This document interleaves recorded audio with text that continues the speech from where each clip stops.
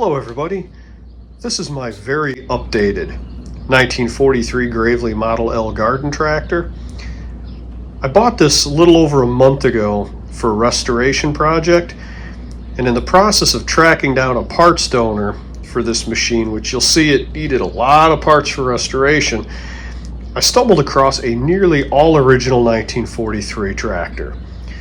So instead of restoring this one, I'm going to restore the almost original one that I bought. And the fate of this machine is kind of hanging in the balance. I'm not sure what I'm going to do with it. If I end up needing a bunch of parts off of it for the other restoration, so be it. Otherwise, I may at some point just get it running as a user. I may send it down the road. I have no idea. But I thought it'd be kind of fun to do a quick video and walk around this machine and just see how heavily updated this particular one is. Anybody who knows much about Gravely Model Ls knows that Gravely made them for a very long time, and they were in service for many decades after that. So a lot of these older machines, especially this one that happens to be 80 years old, turned into a big mismatch of parts from different eras just to keep them in service. The first thing that you'll notice on this machine is it's got standard wheels and rubber tires on it. Semi-pneumatics to be exact. Well, the original war era machines didn't have any rubber tires on them because rubber, aluminum, brass, and copper were all diverted for the war effort and heavily rationed for civilian use. So in order for Gravely to keep manufacturing during the war, which they were only allowed to do because they were making garden tractors and the federal government was encouraging people to plant what they called victory gardens, Gravely had to change some of the things that they were building. They had to get rid of the rubber tires, and they made solid cast iron wheels for those war era machines.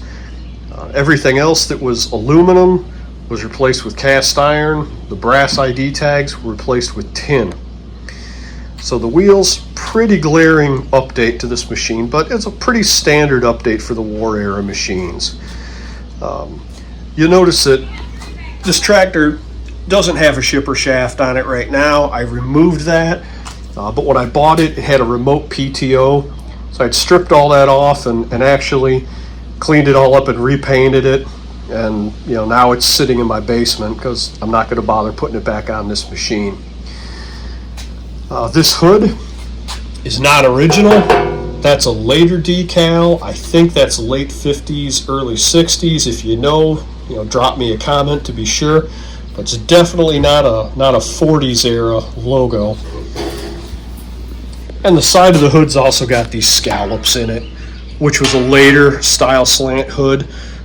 In the 40s, these were straight right across there.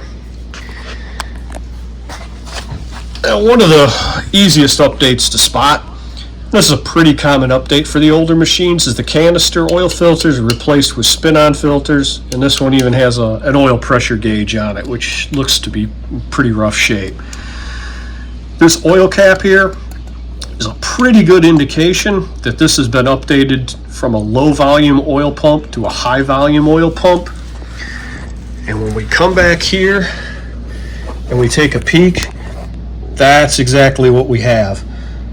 If this was still a low volume oil pump, the oil lines would be coming out of the crankcase, not out of this extended cap. So this has been updated to a high volume oil pump. This carburetor looks nice. I went ahead and rebuilt it, but it is not the original carburetor. Yes, it is the same model Zenith updraft, but you notice the top has a T on it. The original would have just had this L here, and the bell crank would have been different. I suspect this carburetor was put on when somebody added a governor, and the governor has been removed, but the bracket's still there. One other thing I noticed about this carburetor when I went to clean it up is that there was no paint on the bottom section, but the top section had like aqua colored paint. So I don't even think the carburetor is just a mismatch of parts that got put together. It's still got the original air cleaner on it, which is pretty cool. There's no magneto on it because I took the magneto off. but it had a Wyco magneto instead of the original Edison Splitdorf. Probably the most glaring example of an update, and this is the thing that immediately stood out to me when I opened the hood on it at the auction, was that this is a later 7.6 horsepower cylinder head with the small vertical spark plug instead of the the angled spark plug that the earlier heads would have had. Now, when I pulled the cylinder head off to check out the bore, I noticed the top of the cylinder was flat. It wasn't scalloped. The general consensus is that this is actually a later cylinder head that would have been used on the 7.6 horsepower engines. But the confusing thing is that it still has the old style spring-loaded valve covers, which are not supposed to be compatible with the type of valve guides that they used in these cylinder heads. So one of these days I'm going to take this apart. I want to see exactly what's going on in there, how they made that work. Just kind of curious about it. So as we come around to the back of the tractor, we see that this pulley is not the original. It's got these notches in it so you can rope start it. The original did not have those notches. It's got a 4-blade fan. I believe the original would have been a 6-blade fan, so that's probably been updated too. This remote choke mechanism is probably a later aftermarket. The original would have had a cable that came off of here, hooked into this little clip, and it would have had just a little loop that you pulled to open and close the choke. This throttle mechanism, clearly aftermarket, not original. The handlebar grips are rubber. These would have been wood. The shift lever grips would have also been wood. I'm guessing somebody put a remote kill switch on this at some point, which is why this handlebar is drilled. Both handlebars have these later support brackets on it. I actually don't mind because both of these handlebars are dead straight, which is pretty unusual for an old Gravely. Now you'll notice clearly that is not a factory exhaust. The original exhaust for this era would have had like a downdraft manifold, and the muffler would have came down, and the exhaust pipe would have been forward facing. This is a later straight exhaust manifold with some kind of funky homemade muffler thing on it. Unfortunately, this exhaust manifold is shot. Somebody's been welding on it. They didn't even get this flange straight. It's bent. There's just nothing salvageable about that exhaust manifold, which is unfortunate. They notoriously break, and they're not the cheapest things to have to replace.